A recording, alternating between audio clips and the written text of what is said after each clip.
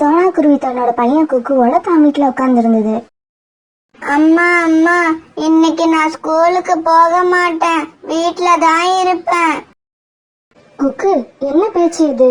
நீ நல்லா படிச்சு நல்ல பறவையா, உண்மையான பறவையா, நிறைய அறிவுள்ள பறவையா வருவேன்னு அம்மா கனவு கண்டுகிட்டு இருக்க. அதனாலதான் நான் ராத்திரி பகலா வேலை செஞ்சு உன்னை நான் படிக்க வைக்கிறேன். ஆனா நீ ஸ்கூலுக்கு போக மாட்டேன்னு சொல்ற. இத கேட்டு அம்மாவோட மனசு எவ்வளவு கஷ்டப்படுது தெரியுமா? அம்மா, நான் இப்படி சொல்றேன்னு தப்பா நினைக்காதீங்க. என்னோட ஸ்கூல் பேக், நான் போடுற ஷூ எல்லாமே கிழிஞ்சிருக்கு. இத பாக்குற மத்த பறவைகள் எல்லாம் என்ன ரொம்ப கிண்டல் பண்றாங்க. இத கூட பொறுத்துப்பம்மா. அப்புறம் உங்க அம்மா வீட்டு வேலை செய்யறவங்க தானன்னு நீங்க வீட்டு வேலை செய்யறத கூட கேவலமா பேசி என்ன அழ வைக்கிறாங்கம்மா. இதனாலதாம்மா நான் ஸ்கூலுக்கு போக மாட்டேன்னு சொல்றேன். குக்கு, இதுல வருத்தப்படுறதுக்கு ஒண்ணுமே இல்ல. அவங்க உண்மையதான் சொல்றாங்க. அம்மா வீட்டு வேலை தான் பாக்குறேன், ஆனா அப்படி வேலை பாக்குறது அசிங்கம்னு அவங்க நினைக்கிறாங்க. அது தப்புன்னு காலம் அவங்களுக்கு புரிய வைக்கும். பொய் சொல்றது, திருடுறது, அடுத்தவங்களை ஏமாத்துறது, இதையெல்லாம் பழக்கமா வச்சிருக்கவங்க தான் அசிங்கப்படணும். குக்கு, சரி சரி, நீ பத்திரமா வீட்டுல இரு. அம்மாவுக்கு ரொம்ப தாகமா இருக்கு, நதி வரைக்கும் போய் கொஞ்சம் தண்ணீர் குடிச்சிட்டு வந்துடுற. இப்படி சொன்ன சோனா குருவி தண்ணி குடிக்க நதி பக்கம் போச்சு. இப்படி நதி பக்கம் போன சோனா குருவி தாகம் தீர தண்ணிய குடிச்சது. பிறகு ஒரு பெரிய மரத்துக்கு அடியில உட்காந்து தான் கணவரோட வாழ்ந்த சந்தோஷமான கனவை நினைச்சு பார்த்தது. குக்குவோட அப்பா, நீங்க என் கூட இருந்தப்ப எவ்வளவு சந்தோஷமா வாழ்க்கை இருந்தது. என்ன நீங்க ராணி மாதிரி வச்சிருந்தீங்க, குக்குவை இளவரச மாதிரி வளர்த்தீங்க. ஆனா இப்படி எங்களை பாதியிலேயே அனாதையா விட்டுட்டு போயிடுவீங்கன்னு நாங்க நினைக்கவே இல்லை. நம்ம பையனை வளர்க்க நான் எவ்வளவு கஷ்டப்படுறேன்னு தெரியுமா? என்னோட கஷ்டத்தை நீங்க பாத்தீங்கன்னா உங்களால தாங்கவே முடியாது. இப்படி உக்காந்து யோசிச்சுக்கிட்டு இருந்த சோனா குருவியோட கண்ணுல இருந்து கண்ணீர் பொல பொலன்னு கொட்ட ஆரம்பிச்சது. இப்படி அழுத சோனா குருவியோட கண்ணீர் நேரா அந்த மரத்தோட வேர்ல போய் பட்டது. இப்படி பட்ட உடனே கொஞ்ச நேரம் கழிச்சு அந்த மரம் சோனா குருவி கூட பேச ஆரம்பிச்சது. ஏய் சின்ன குருவி, நீ இது வரைக்கும் ஏதாவது பொய் சொல்லிருக்கியா? இல்ல, நான் இது வரைக்கும் பொய் சொன்னதில்ல. யாராவது கெட்டு போகணும்னு நினைச்சிருக்கியா? அப்படி நான் யாரும் கெட்டு போகணும்னு நினைச்சதே இல்ல. என்னைக்காவது பேராசைப்பட்டு இருக்கியா? இல்ல, பேராசைப்பட்டதே கிடையாது. அப்படின்னா உடனே நீ இந்த காட்டோட கடைசியில இருக்க ஒரு பெரிய மரத்துக்கிட்ட போ. அந்த மரத்துல ஒரு பொந்து கூட இருக்கும். அப்படி நீ அந்த மரத்தை கண்டுபிடிச்சு போயிட்டீன்னா உன்னோட வறுமை எல்லாம் தீந்துரும். ஏன்னா அது ஒரு மந்திர மரம். இப்படி சோனா கிட்ட பேசுற மரம் சொல்ல வேண்டிய விஷயங்கள் எல்லாம் சொல்லி முடிச்ச உடனே மௌனம் ஆயிடுச்சு. இந்த இடத்துக்கு வந்தப்ப இருந்த சோகம் இப்ப சோனா மனசுல இல்ல. அது ரொம்ப சந்தோஷமா இருந்தது. அந்த காட்டோட கடைசியில இருக்க அந்த பெரிய மரத்தை தேடி உடனே பறந்து போக ஆரம்பிச்சது. மரம் சோனா கிட்ட பேசினது எல்லாம் உணவு தேட வந்த கோரிக்காகவும் ஒரு மரத்துக்கு பின்னால மறைஞ்சு நின்று கேட்டுக்கிட்டு இருந்தது. சோனா குருவி பறந்து போக ஆரம்பிச்ச உடனே கோரிக்காகவும் அது பின்னாலேயே பறந்து போய் ஒரு இடத்துல அதை நிறுத்தி இப்படி பேச ஆரம்பிச்சது. சோனா குருவி, உன்னை நான் எங்கெல்லாம் தேடுறது? நீ வீட்டுல இல்லாதப்ப உன் பையன் குக்கு கத்தி எடுத்து விளையாண்டுட்டு இருந்திருக்கான். அப்ப அவனோட வெக்கையில ஆழமா காயம் பட்டுடுச்சு. யதார்த்தமா உன் வீட்டு பக்கம் போனா அவன் மயங்கி கிடக்கிறத பாத்துட்டு என் வீட்டுக்கு தூக்கிட்டு வந்து டாக்டருக்கு போன் பண்ணி டாக்டரை வர வச்சேன். இப்ப டாக்டர் என் வீட்டுல குக்குவுக்கு ட்ரீட்மெண்ட் பாத்துட்டு இருக்காரு. நீ சீக்கிரம் வா, குக்குவை போய் பாப்போம். கோரி இப்படி சொன்ன உடனே அதை உண்மன் நம்பின சோனா குருவி அழுதுகிட்டே கோரிக்காகத்து கூட அது வீட்டுக்கு போச்சு. இப்படி கோரிக்காகத்து கூட அது வீட்டுக்கு பறந்து போன சோனா குருவி அங்க போய் பார்த்தப்ப காலுக்காக கூட்டுல படுத்து நல்லா தூங்கிட்டு இருந்துச்சு. ஆனா அங்க குக்குவை காணோம். கோரி அக்கா, என் பையன் குக்கு எங்க? உங்க வீட்டுக்கு அழைச்சிட்டு வரதா சொன்னீங்க, ஆனா இங்க காணோம். என் பையன் எங்க போயிருக்கா? சோனா, கொஞ்சம் பதட்டப்படாம இரு. குக்குவை டாக்டர் அந்த ரூம்ல தான் செக் பண்ணிட்டு இருக்காரு. இத கேட்ட சோனா வேகமா பக்கத்து ரூமுக்கு பறந்து போக இதை எதிர்பார்த்துக்கிட்டே காத்திருந்த கோரிக்காகவும் அந்த ரூம் கதவை வெளிப்பக்கமா தாப்பால் போட்டது. கோரிக்காகவும் கதவை வெளிப்பக்கமா தாப்பால் போட்டதும் உள்ள இருந்த சோனா குருவிக்கு ரொம்ப அதிர்ச்சி ஆயிடுச்சு. ஏன்னா கோரிக்காகவும் இப்படி செய்யணும் சோனா குருவி எதிர்பார்க்கவே இல்ல. கோரி அக்கா, கதவு தரங்க பிளீஸ். நான் என் பையன் குக்குவை இப்பயே பார்த்தாகணும். அவன் எங்க இருக்கான்னு உண்மையை சொல்லுங்க. சோனா, உன் பையன் குக்குவுக்கு ஒண்ணுமே இல்ல. அவன் நல்லாதான் இருக்கான். இந்நேரம் அவன் உன் வீட்டுல விளையாண்டுட்டு இருப்பான். இந்த ரூம்ல உன்னை கொண்டு வந்து அடைச்சு வைக்கிறதுக்காக தான் அவனுக்கு அடிபட்டுடுச்சுன்னு பொய் சொன்னேன். நீ சமத்தா 1 மணி நேரம் உள்ளேயே இரு. நான் அதுக்குள்ள இந்த காட்டோட கடைசியில இருக்கிற அந்த பெரிய மரத்துக்கிட்ட போய் அது கொடுக்கற வெகுமதியை வாங்கிட்டு வந்துடுறேன். இப்படி சோனா குருவி கிட்ட சொன்ன கோரிக்காகவும் இப்ப தூங்கிட்டு இருந்த காலுக்காகத்தை எழுப்ப ஆரம்பிச்சது. காலேஜி, நம்மள சுத்தி என்ன நடக்குதுன்னு கூட தெரியாம இப்படி தூங்கிட்டு இருக்கீங்களே, சீக்கிரம் எந்திரிங்க. என்ன கோரி, என்ன விஷயம்? ஏன் இப்படி பேய் மாதிரி கத்துற? ஐயோ காலேஜி, நான் சொல்றத நல்லா காது கொடுத்து கேளுங்க. இப்படி ஆரம்பிச்ச கோரிக்காகவும் நடந்த எல்லா விஷயத்தையும் தெளிவா காலுக்காகத்துக்கு எடுத்து சொல்லுச்சு. காலேஜி, நீங்க இந்த சோனா குருவிய பத்திரமா பாத்துக்குங்க. அத வெளியில எங்கேயும் விட்டுற கூடாது. நான் இப்ப காட்டோட கடைசியில இருக்கிற பெரிய மரத்துக்கிட்ட போய் அது என்ன வெகுமதி கொடுக்குதோ அதை வாங்கிட்டு வந்துடுறேன். அதுக்கப்புறம் பணத்துக்காக நம்ம உழைச்சி சம்பாதிக்க வேண்டிய அவசியமே இருக்காது. இந்த காட்டிலேயே நாம தான் பணக்கார பறவைகளா இருப்போம். இப்படி சொன்ன கோரிக்காகவும் காட்டோட கடைசியில இருக்க அந்த பெரிய மரத்தை பாக்குறதுக்காக வீட்டை விட்டு பறந்து போச்சு. கதவு தான் தாழ்பால் போட்டிருக்கு. பிறகு எப்படி சோனா குருவியால வெளியில தப்பிச்சு போக முடியும்? பேசாம நாம நம்மளோட தூக்கத்தை கண்டினியூ பண்ணுவோம். இப்படி நினைச்ச காலுக்காகவும் மறுபடியும் தன்னோட கூட்டுல படுத்து தூங்க ஆரம்பிச்சிருச்சு. பிறகு இப்படி காட்டுல உள்ள பெரிய மரத்தை தேடி போன கோரிக்காகவும் ஒரு வழியா அந்த மரத்தையும் தேடி கண்டுபிடிச்சிருச்சு. பறவையே, நீ என்னிடமிருந்து அந்த வெகுமதியை வாங்குவதற்காக வந்திருக்கியா? கோரிய பார்த்தா அந்த மரம் இப்படி கேட்ட உடனே கோரிக்காக ரொம்பவும் சந்தோஷம் ஆயிடுச்சு. ஆமா மரமே, ஆமா, வெகுமதி வாங்கறதுக்காக தான் நான் வந்திருக்கேன். குடுக்கற வெகுமதியை கொஞ்சம் சீக்கிரமா கொடுத்தீங்கன்னா நல்லா இருக்கும். அந்த வெகுமதி என்னன்னு தெரிஞ்சுக்க நான் ரொம்ப ஆவலா இருக்கேன். நீ வாழ்க்கையில இதுவரைக்கும் ஏதாவது பொய் சொல்லி இருக்கியா? என்ன இந்த மரம் நம்மள பார்த்து எப்படி கேக்குது? நாம இது வரைக்கும் வாழ்க்கையில சொன்னது எல்லாமே பொய் தான். நாம இந்த உண்மையை சொன்னா இந்த மரம் நமக்கு வெகுமதியை கொடுக்காதுன்னு நினைக்கிறேன். அதனால பொய்யோட பொய்யா இது வரைக்கும் நாம பொய்யே சொன்னதில்லைன்னு இன்னொரு பொய்யையும் சொல்லிடுவோம். வெகுமதியை தன்னுள் வைத்திருக்கும் பெரிய மரமே, நான் இது வரைக்கும் வாழ்க்கையில பொய்யே சொன்னதில்ல. நீ வாழ்க்கையில இதுவரைக்கும் யாருக்காவது கெடுதல் நினைச்சிருக்கியா? எனக்கு நினைப்புன்னு ஒண்ணு வந்தாலே அது அடுத்தவங்களை கெடுக்கிறதுக்குன்னு தான் இருக்கும். இத போய் இந்த மரத்துக்கிட்ட எப்படி சொல்றது? யாருக்கும் கெடுதல் நினைச்சதே இல்லைன்னு சொல்லிடுவோம். வெகுமதியை தன்னுள் வைத்திருக்கும் பெரிய மரமே, நான் இது வரைக்கும் யாருக்கும் கெடுதல் நினைச்சதே இல்ல. அப்புறம் இப்படி கேள்வி மேல கேள்வியா கேட்டுக்கிட்டு இருக்காம சீக்கிரமா அந்த வெகுமதியை கொடுத்தீங்கன்னா வாங்கிக்கிட்டு சந்தோஷமா பறந்து போவேன். பறவையே பொறு, இன்னும் ஒரே ஒரு கேள்வி பாக்கி இருக்கிறது. நீ வாழ்க்கையில எப்பவாவது எதற்காவது பேராசைப்பட்டு இருக்கியா? என்னடா கேள்வி இது? இப்ப கூட வெகுமதிக்கு பேராசைப்பட்டுதான் சோனா குருவி வீட்டுல போட்டு அடைச்சிட்டு வந்திருக்கேன். இதையெல்லாம இந்த மரத்துக்கிட்ட சொல்லிக்கிட்டு இருக்க முடியும்? இப்படி நினைச்ச கோரி தான் பேராசைப்படவே இல்லைன்னு சொல்ல முடிவு பண்ணுச்சு. வெகுமதியை தன்னுள் வைத்திருக்கும் பெரிய மரமே, நான் இது வரைக்கும் எதுக்காகவும் எப்பவும் பேராசைப்பட்டதே கிடையாது. கேள்வி முடிஞ்சிடுச்சுன்னு நினைக்கிறேன். வெகுமதியை இப்ப உடனே கொடுத்துருவீங்கல்ல? பொய் சொல்லாம மத்தவங்களுக்கு கெடுதல் நினைக்காம எந்த பொருள் மீதும் பேராசைப்படாம உள்ளவங்களுக்கு மட்டும்தான் இந்த நெக்லஸ் அடைய உரிமை இருக்கு. நீ அப்படி இருக்கிறதால இந்த நெக்லஸ நான் உனக்கே கொடுக்கறேன்.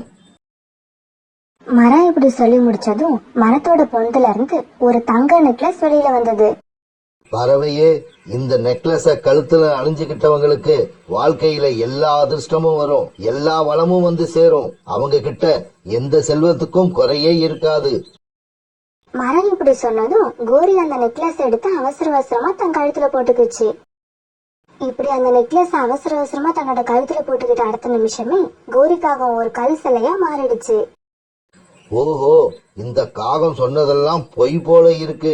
பாவம் இந்த காகம் பொய் சொல்லி இந்த நெக்லஸ வாங்கி கழுத்துல அணிஞ்சுக்கிட்டாங்கன்னா அவங்க கற்சிலையா மாறிடுவாங்கன்னு இந்த காகத்துக்கு தெரியாது போல இருக்கு. இந்த நெக்லஸ் உண்மைய பேசுற, மத்தவங்களுக்கு கெடுதல் நினைக்காத, பேராசப்படாத பறவைக்காக உண்டாக்கப்பட்டது. இதே சமயம் மோட்டு பறவை தான் வீட்டுல செஞ்ச பாயாசத்தை ஒரு கிண்ணத்துல எடுத்துக்கிட்டு கோரிக்காக வீட்டுக்கு போச்சு. என்ன வீட்ல கோரிக்காகத்தை காணோம், காலுக்காக வேற இப்படி நல்லா படுத்து தூங்கிட்டு இருக்கு. நல்ல வேலை காலுக்காக தூங்கிக்கிட்டு இருக்கு, இல்லன்னா இதுவே எல்லா பாயாசத்தையும் காலி பண்ணிடும். இந்த மாதிரி மூட்டுக்குருவி யோசிச்சுக்கிட்டு இருக்கும்போது பக்கத்து ரூம்ல இருந்து சோனா குருவி கத்துனது அது காதுல விழுந்தது. யாராவது என்ன காப்பாத்துங்க, யாராவது எனக்கு உதவி பண்ணுங்க. இந்த குரல் எங்க இருந்து வருது? யார் உதவி கேக்குறது? மோட்டு, நான் தான் சோனா குருவி. பக்கத்து ரூம்ல அடைச்சு கிடக்குறேன். கதவை தயவு செஞ்சு சீக்கிரமா திறந்து விடு. பிறகு மோட்டு பறவை பக்கத்து ரூம் கதவை திறந்து விட சோனா குருவி வெளியில வந்துச்சு. சோனா, நீ எப்படி அந்த ரூம் உள்ள போன? உன்னை யார் அங்க உள்ள வச்சு கதவை சாத்தினது? மோட்டு, என்ன கோரிக்காக தான் அந்த ரூம்ல வச்சு கதவை போட்டுனது. என்னது, கோரிக்காகமா? கோரிக்காக உன்னை எதுக்காக வச்சு பூட்டணும்? மோட்டு, நான் எல்லா விஷயத்தையும் உனக்கு அப்புறம் சொல்றேன். இப்ப வா, நம்ம ஒரு இடத்துக்கு முக்கியமா போய் ஆகணும். இப்படி சொன்ன சோனா குருவி மோட்டு பறவை அழைச்சுக்கிட்டு அந்த காண்டோட கடைசியில இருக்க பெரிய மரத்தை தேடி போச்சு. தண்ணி குடிக்க போன அம்மாவை இன்னும் காணோம். நான் காலையில அம்மாவோட மனச ரொம்ப காயப்படுத்திட்டேன். அதனாலதான் அவங்க என் மேல கோபமா இன்னும் வீட்டுக்கு வராம ஆத்தங்கரையிலேயே உட்கார்ந்து இருக்காங்கன்னு நினைக்கிறேன். நான் இனிமே எங்க அம்மாவோட மனசை இப்படி காயப்படுத்தவே மாட்டேன்.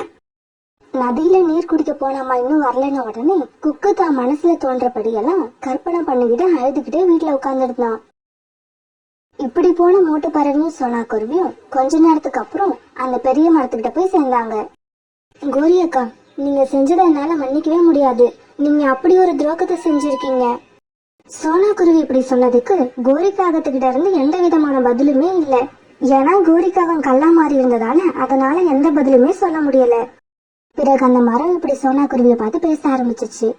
குருவி, நீ என்கிட்ட இருந்து அந்த வெகுமதியை வாங்குறதுக்காக வந்திருக்கியா? ஆமா மரண்ணா, நான் ரொம்ப ஏழை, அதுவும் இப்ப ரொம்ப கஷ்டத்துல இருக்கேன். அதனாலதான் காட்டுல உள்ள அந்த மரம் என்னை உங்ககிட்ட அனுப்பி வச்சது. குருவி, நீ எப்பவாவது பொய் சொல்லி இருக்கியா? இல்ல மரண்ணா, நான் இது வரைக்கும் பொய்யே சொன்னதில்ல. எப்பவும் உண்மையதான் பேசுவேன். நீ எப்பவாவது யாருக்காவது கெடுதல் நினைச்சிருக்கியா? இல்ல மரண்ணா, நான் யாருக்கும் கெடுதல்னு நினைச்சதே இல்ல. எனக்கு கெடுதல் நினைச்சவங்களுக்கு கூட நான் நல்லதுதான் நினைப்பேன். நீ வாழ்க்கையில எப்பவாவது எதுக்காவது பேராசைப்பட்டிருக்கியா? இல்ல, நான் எப்பவும் எதுக்காகவும் பேராசைப்பட்டதில்ல. இப்படி சோனா குருவி சொன்ன உடனே அந்த மரத்தோட பொந்துல இருந்து ஒரு தங்க நெக்லஸ் ஒண்ணு வெளியே வந்தது. குருவி, இந்த நெக்லஸை எடுத்து உன் கழுத்துல போட்டுக்க. அந்த மரம் இப்படி சொன்ன உடனே சோனா குருவி அந்த நெக்லஸ் எடுத்து தன்னோட கழுத்துல போட்டுக்குச்சு. மராண்ணா, இந்த கோரி அக்காவை யார் இப்படி கல்லாக்குனது? இந்த காகத்தை வேற யாரும் கல்லா மாத்தல. இந்த காகத்தோட பேராசைதான் அத கல்லா மாத்திருச்சு. இந்த காகமும் என்கிட்ட இந்த வெகுமதியை வாங்கதான் வந்துச்சு. ஆனா இந்த நெக்லஸ் பொய் சொல்றவங்களும் பேராசை பிடிச்சவங்களும் தங்களோட கழுத்துல போட்டா அவங்க கல்லா மாறிடுவாங்க. இது தெரியாத இந்த காகம் பொய் சொல்லி என்கிட்ட இருந்து இந்த நெக்லஸ் வாங்கி கழுத்துல போட்டதால உடனே கல்லா மாறிடுச்சு. மராண்ணா, இந்த காகம் செஞ்சது தவறுதான், எனக்கும் தெரியுது. இருந்தாலும் நீங்க அந்த காகத்து மேல கொஞ்சம் கருணை காட்டுங்க. இந்த காகத்துக்கு பழையபடி உயிர் கொடுங்க. குருவி, இந்த காகம் உனக்கு கெடுதல் செய்யதான் இங்க வந்துச்சுன்னு எனக்கு நல்லா தெரியும். இருந்தாலும் நீ அதுக்கு உயிர் உண்டாக்க சொல்ற பாரு, அதுதான் உன்னோட நல்ல மனசு. உனக்கும் உன் பையனுக்கும் எந்த காலத்திலயும் எந்த குறையுமே இருக்காது. பிறகு அந்த மரம் கோரி காகத்துக்கு உயிர் உண்டாக்குச்சு. சோனா, இங்க நடந்தது எல்லாம் எனக்கு தெரியும். நீங்க பேசுனது எல்லாத்தையும் நான் கேட்டேன். ஆனா என்னால திரும்ப பதில் பேச முடியல, அவ்வளவுதான். சோனா, நான் இப்ப புரிஞ்சுகிட்டேன். பொய் பேசுறவங்களுக்கும் பேராசை பிடிச்சவங்களுக்கும் யாருமே உதவி செய்ய மாட்டாங்க. ஆனா நான் உனக்கு கெடுதல் செஞ்சோம், நீ எனக்கு உதவி செஞ்சு உயிர் உண்டாக்கிட்ட.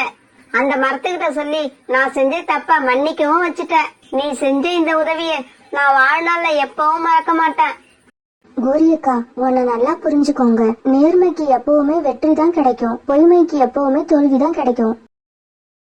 பிறகு சோனா குருவி அந்த தங்க நெக்லஸ் போட்டுக்கிட்டு ரொம்ப ரொம்ப சந்தோஷமா தன்னோட குக்குவை பாக்கிறதுக்காக தான் வீட்டுக்கு பறந்து போச்சு.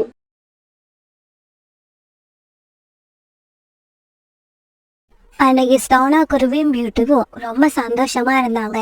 அதுக்கு காரணம் சோனா குருவி தன்னோட பொண்ணு பியூட்டிய முதல்ல அந்த வருஷம் ஸ்கூல்ல சேர்க்கறதுக்கு எல்லா ஏற்பாடும் பண்ணிடுச்சு. காலையிலேயே சீக்கிரமா எழுந்திருச்சு ஸ்கூலுக்கு போறதுக்கு தயாரான பியூட்டி அம்மாவை அவசரப்படுத்திக்கிட்டே இருந்துச்சு. அம்மா, சீக்கிரமா கிளம்புங்க.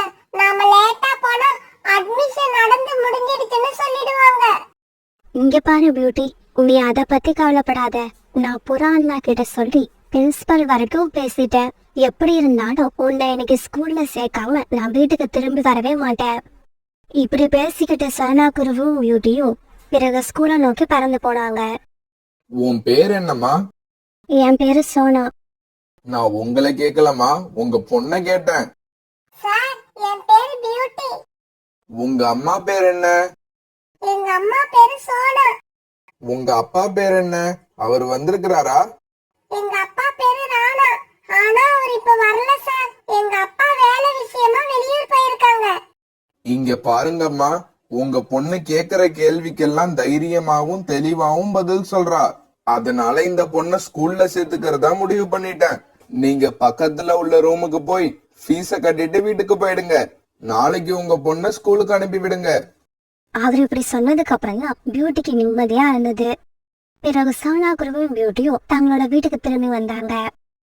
அன்னைக்கு ராத்திரி தூங்குறதுக்காக படுத்த சோனா குருவிய பியூட்டி தூங்கவே விடல. ஸ்கூலுக்கு போறத பத்தி பேசிக்கிட்டே இருந்தா. அம்மா ஸ்கூலுக்கு போனா நிறைய ஃப்ரெண்ட்ஸ் கிடைப்பாங்க இல்ல? ஆமா, நிறைய பேர் கூட பேசலாம், நிறைய ஃப்ரெண்ட்ஸ் படிப்பாங்க. ஆனா அதுல நல்லவங்க யாரு கெட்டவங்க யாருன்னு நாம தான் கண்டுபிடிக்கணும்.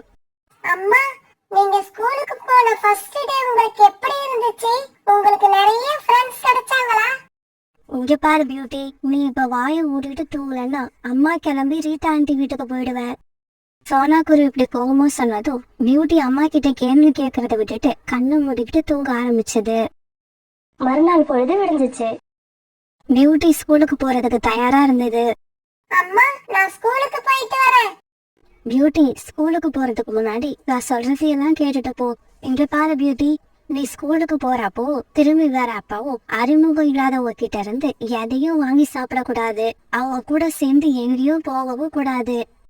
அம்மா ஏற்கனவே எனக்கு தெரிஞ்சவங்களா இருந்தா? ஏற்கனவே உனக்கு தெரிஞ்சவங்களா இருந்தா கூட வழியில எதை கொடுத்தாலும் வாங்கி சாப்பிடவும் கூடாது. அவங்க கூட எங்கேயும் போகவும் கூடாது. உனக்கு ஒரு விஷயம் தெரியுமா? அறிமுகம் உள்ளவங்க தேவையில்லாம வழியில உங்ககிட்ட பேசவே மாட்டாங்க. அம்மா எதுக்காக இப்ப எனக்கு இவ்வளவு கண்டிஷன் போடுறீங்க? இங்க பாரு பியூட்டி, 2 நாளைக்கு முன்னாடி ஸ்கூலுக்கு போயிட்டு திரும்பி வந்த ரோனி குருவியோட குழந்தைய யாரோ கிட்னாப் பண்ணிட்டு போயிட்டாங்க. அன்னைக்கு சாயங்காலம் ஆச்சு. காலேஜி ஸ்கூல் விடுற நேரம் ஆயிடுச்சு. மசன்னு நிக்காதீங்க, சீக்கிரமா கிளம்புங்க. சரி சரி, நான் இப்பவே கிளம்புறேன். சாக்கு பையன் நான் எடுத்துக்கிறேன். சாக்லேட் இருக்கிற பாக்கெட்டை எடுத்துக்கிட்டு சீக்கிரமா வா. பிறகு சாக்கு பையையும் மிட்டாய்களையும் எடுத்துக்கிட்ட காணிக்காகவும் வரிக்காகவும் ஸ்கூலை நோக்கி பறந்து போனாங்க. இப்படி போனவங்க ஸ்கூல்ல இருந்து குழந்தைங்க திரும்பி வர வழியில இருந்த ஒரு மலைப்பாங்கான இடத்துல உட்கார்ந்தாங்க. காலேஜி அங்க பாருங்க, ரீட்டாவோட பையன் மிட்டு வந்துகிட்டு இருக்கான். இவனை ரொம்ப ஈஸியா கிட்னாப் பண்ணிடலாம். பிறகு ரீட்டாக்கிட்டியோட பையன் விட்டு காகம் உட்கார்ந்துருக்க இடத்துக்கிட்ட பறந்து வரப்ப கோரிக்காகம் இப்படி பேச ஆரம்பிச்சது. டேய் மிட்டு, இங்க வா, வந்து இந்த சாக்லேட்டை வாங்கிக்கிட்டு போ. உடனே விட்டு காவல் கிட்ட வந்து உட்கார்ந்தான். இந்தா இந்த சாக்லேட்டை சாப்பிடு. ஆண்டி எனக்கு ஒரு சாக்லேட் பத்தாது, 5 சாக்லேட் கொடுங்க. டேய் மிட்டு, நீ முதல்ல இந்த ஒரு சாக்லேட்டை சாப்பிடு. அதுக்கப்புறம் நீ எத்தனை கேட்டாலும் நான் கொடுக்குறேன். காலுக்காக இப்படி சொன்ன உடனே விட்டு அந்த சாக்லேட்டை வாயில போட்டு சாப்பிட ஆரம்பிச்சான். சாக்லேட்டை சாப்பிட்ட விட்டு அப்படியே வழங்கிக்கியா விழுந்துட்டான். டேய் மிட்டு, உன்னால இந்த ஒரு சாக்லேட்டையே முழுசா சாப்பிட முடியல. இதுல உனக்கு 5 சாக்லேட் கேக்குதா? இப்படி சொன்ன காலுக்காக பிறகு மிட்டுவை தூக்கி தன்னோட சாகு பையில போட்டுக்கிச்சு. உடனே காலுக்காகவும் கோரிக்காகவும் அங்க இருந்து பறந்து போனாங்க. சிஷ்யா, இதோட 3 குழந்தைகள் ஆயிடுச்சு. ஆமாம் தலைவி, இன்னும் 2 குழந்தைங்க தான். அதையும் கொண்டு வந்து கொடுத்துட்டீங்கன்னா அந்த 5 குழந்தைங்களையும் கடலுக்கு அந்த பக்கம் உள்ள காட்டுக்கு தூக்கிக்கிட்டு போய் வித்துட்டு வந்துடலாம். பூமர், இன்னும் 2 குழந்தைகளை கொண்டு வந்து கொடுத்துட்டா நீ பேசினபடியே எங்களுக்கு 1 லட்சம் ரூபாய் கொடுத்துருவல்ல? காலு தலைவா, அதுல சந்தேகமே வேண்டாம். கடலுக்கு அந்த பக்கம் உள்ள காட்டுல இப்ப குழந்தை பறவைகளுக்கு நிறைய கிராக்கி இருக்கு. 5 குழந்தைங்களை கொண்டு போய் கொடுத்தா கண்டிப்பா எப்படியும் 2 லட்சம் ரூபாய் கொடுப்பாங்க. அத நாம 2 பேரும் ஆளுக்கு பாதியா எடுத்துப்போம். அன்னைக்கு ராத்திரி ரீட்டா கிண்டியோட பையன் விட்டு காணாம போவதை பத்தி அந்த காடே பரபரப்பா பேசிக்கிட்டு இருந்தது. சோனா மிட்டு எப்பவும் ஸ்கூல் விட்டு 5 மணிக்கெல்லாம் வீட்டுக்கு வந்துருவான். ஸ்கூல் விட்ட உடனே அவன் வேற எங்கேயும் போக மாட்டான், நேரா வீட்டுக்கு தான் வருவான். ரீட்டா, 2 நாளைக்கு முன்னாடி ரோனி அக்காவோட குழந்தை காணாம போனது உனக்கு தெரியும் தானே? அப்படி இருந்தும் நீ எப்படி இவ்வளவு அலட்சியமா இருந்த? இப்படியே ஒரு 10 நாட்கள் ஓடிடுச்சு. பிறகு ஒரு நாள் காலுக்காகவும் கோரிக்காகவும் சாக்கு பையையும் சாக்லேட்டையும் வச்சுக்கிட்டு மறுபடியும் அதே இடத்துல வந்து உட்கார்ந்துருந்தாங்க. கோரி, இன்னும் 2 குழந்தைங்க தான். அவங்கள மட்டும் நாம பிடிச்சுக்கிட்டு போயிட்டோம்னா 1,00,000 ரூபாய் கிடைக்கும். காலுக்காக இப்படி சொல்லிட்டு இருக்கும்போது கோரிக்காக சந்தோஷத்துல துடி குடிக்க ஆரம்பிச்சது. காலுஜி இங்க பாருங்க, 2 குழந்தைங்க ஒன்னா வர்றாங்க.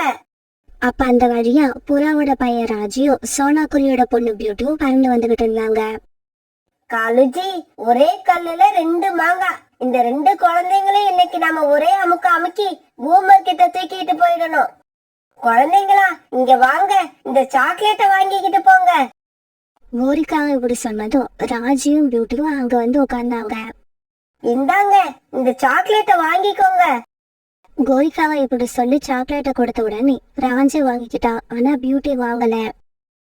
ஏய் குருவி, நீ ஏன் சாக்லேட் வாங்க மாட்டேங்கிற? உனக்கு பிடிக்காதா? அப்படியெல்லாம் இல்ல, எனக்கு சாக்லேட் பிடிக்கும். இருந்தாலும் அறிமுகம் இல்லாதவங்க கொடுத்தா வாங்க கூடாதுன்னு எங்க அம்மா சொல்லி இருக்காங்க. இந்த சோனா குருவி எது செஞ்சாலும் அது நமக்கு ஆப்போசிட்டாவே இருக்கு. சரி சரி, சாக்லேட் வேண்டாம்ல, இந்த இடத்துல உட்காராத, உடனே கிளம்பி போ.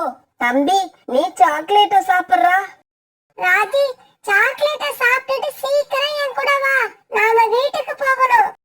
இங்க பாரு, அவன் உன் கூட வரமாட்டான். நீ கிளம்பலாம், அவன் வர்றதுக்கு நேரம் ஆகும்.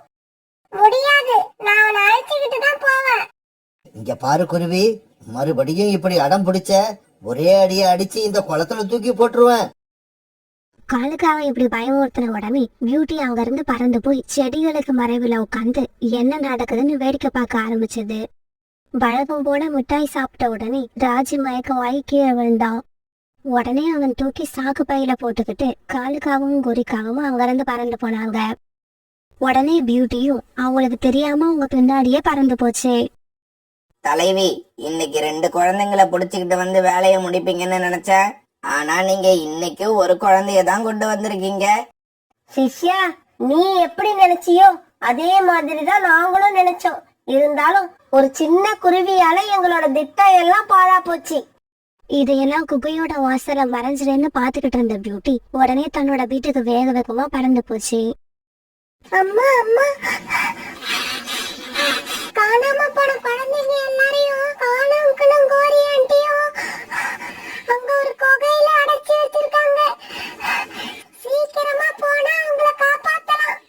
இப்படி சொல்லிட்டு பியூட்டி அந்த குகையை நோக்கி வேகமா பறந்து போக ஆரம்பிச்சது. உடனே அங்க இருந்த பறவைகள் எல்லாம் பியூட்டி பின்னாலே பறந்து போனாங்க.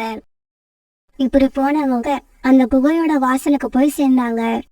இருங்க, நாம அவசரப்பட வேணாம். குகைக்குள்ள போறதுக்கு முன்னாடி போலீஸ்க்கு தகவல் சொல்லிடுவோம். இப்படி சொன்ன புறா பிறகு தன்னுடைய செல்போனை எடுத்து போலீஸ்க்கு தகவல் சொல்லுச்சு. ஆமா சார், காணாம போன 4 குழந்தைங்களும் இந்த குகைக்குள்ளதான் இருக்காங்க. சீக்கிரம் வாங்க. குகையோட வாசல்ல நிறைய பறவைகளை பார்த்த பூமராங்க இப்படி பேச ஆரம்பிச்சது. தலைவி, நான் உங்களை குழந்தை பறவைகளை தான் அழைச்சுக்கிட்டு வர சொன்னேன். இப்படி பெரிய பெரிய பறவைகளை யார் அழைச்சுக்கிட்டு வந்தது? இவங்கெல்லாம் எனக்கு தேவையில்லை. உடனே போக சொல்லுங்க இங்க இருந்து. போயிடுறோம், இப்பவே போயிடுறோம். ஆனா நாங்க போறதுக்கு முன்னாடி செய்ய வேண்டிய முக்கியமான வேலை ஒண்ணு இருக்கு. புறா இப்படி சொன்ன உடனே குகைக்குள்ள போன பறவைகள் எல்லாரும் காலுக்காகவும் கோரிக்காகவும் அப்புறம் அவங்களோட சிஷியம் பூமர் இப்படி 3 பேரையும் அவங்களுடைய கோபம் தீர அடிக்க ஆரம்பிச்சாங்க. பிறகு கொஞ்ச நேரத்துல போலீஸும் அந்த இடத்துக்கு வந்து சேர்ந்துருச்சு. பிறகு காலுக்காகவும் கோரிக்காகவும் பூமர் இவங்க 3 பேரையும் போலீஸ் அரெஸ்ட் பண்ணிட்டாங்க. பியூட்டி, இந்த கடத்தல் கும்பலை கைது பண்ண உதவியா இருந்த உனக்கு ரொம்பவும் நன்றி. எல்லா குழந்தைங்களும் இப்படிதான் இருக்கணும். பியூட்டி நினைச்சிருந்தா நாம தப்பிச்சா போதும்னு தப்பிச்சிருக்கலாம். ஆனா அப்படி செய்யாம ஒரு பெரிய கடத்தல் கும்பலை கைது பண்றதுக்கு உதவி பண்ணிருக்கு. பிறகு எல்லா குழந்தைகளும் அவங்க அம்மா அப்பா கூட ஒன்னா சேர்ந்துட்டாங்க. இந்த சமயத்துல தன்னுடைய பொண்ணு பியூட்டிய நினைச்சு சோனா குருவி ரொம்பவும் பெருமைப்பட்டுச்சு.